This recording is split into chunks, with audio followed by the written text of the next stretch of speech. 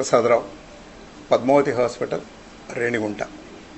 నేను since last 4 decades I am practicing here as a private practitioner. Clinic only I am running.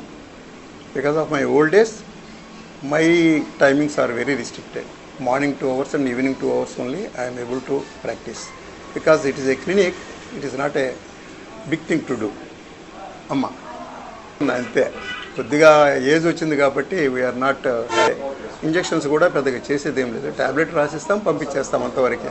మరి ఏదైనా emergency అయితేనే చేయటం జరుగుతుంది.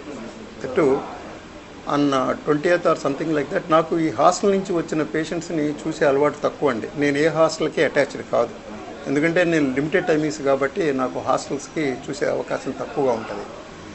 తర్వాత 20th నైట్ నేను వచ్చిన తర్వాత ఒక అరౌండ్ 7 or 8 ఆ ప్రాంతంలో అనుకుంటాను, ఒక నారాయణ హాస్టల్ నుంచి ఒక పాపను తీసుకొని ఒక వార్డెన్ వచ్చింది. ఆ పాప రావటం చాలా ఏడుస్తూ వచ్చింది ఇక్కడికి. చాలా షీ ఈజ్ వీపింగ్.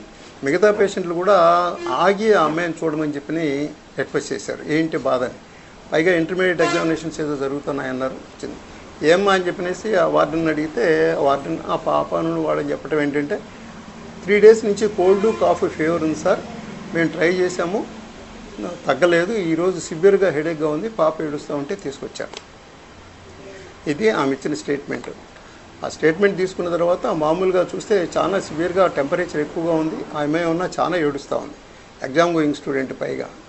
నేను ఆ వార్డెన్కి చెప్పాను, అమ్మా ఇప్పుడు లేట్ నైట్ అయింది, ఈ పిల్లల్ని చూస్తేనే ఉన్నా, ఇప్పుడు ఇన్వెస్టిగేషన్స్ అవన్నీ చేయాలన్నా పెద్ద హాస్పిటల్కి వెళ్ళాలన్నా వాళ్ళిద్దరూ వచ్చారు, 2 లేడీసే. ఇంకా వాళ్ళని ఇంకా ఏదో ఒకటి చేయకుండా ఎట్లా పంపించాలా, ఫస్ట్ ఎయిడ్ అన్నా చేయాలి కదా.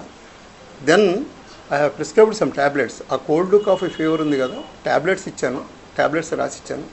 And she is weeping, heavily weeping, 103, 104 temperature. So I have given an Fivastin injection, paracetamol, that too, only 1 injection. ఆ పాప ఏడుస్తుంటేనే రిక్వెస్ట్ చేస్తేనే చేసాము. అది కూడా మీరు ఎక్కడన్నా, నేను ఇమీడియట్గా నేను చెప్పాను, అమ్మ వాళ్ళ పేరెంట్స్కి ఎంక్వైరీ చేసేసి పెద్ద హాస్పిటల్కి ఎక్కడన్నా చేయండి, హాస్టల్ అన్నారు, ఊరంతా కూడా డెంగ్యూ అవి ఉన్నాయి, జాగ్రత్తగా చేసుకోవాలా, చాలా ఏడుస్తుంది పాప. హెడేక్ అంటే కొద్దిగా డౌట్ వస్తుంది కదా మనకి, అంత కేసెస్ మనం చూడాల్సిన అవసరం లేదు కదా ఇక్కడ. మీరు వాళ్ళ పేరెంట్స్కి ఇన్ఫామ్ చేసేసి మీరు ఏం చేశారో కూడా మాకు తెలియదు ఇంతవరకు. వాళ్ళు రావటమే అట్లా వచ్చారు. 3 days ముందర ఏం చేశారో కూడా తెలియదు కదా, వాళ్ళు చెప్పరు కదా మనకి.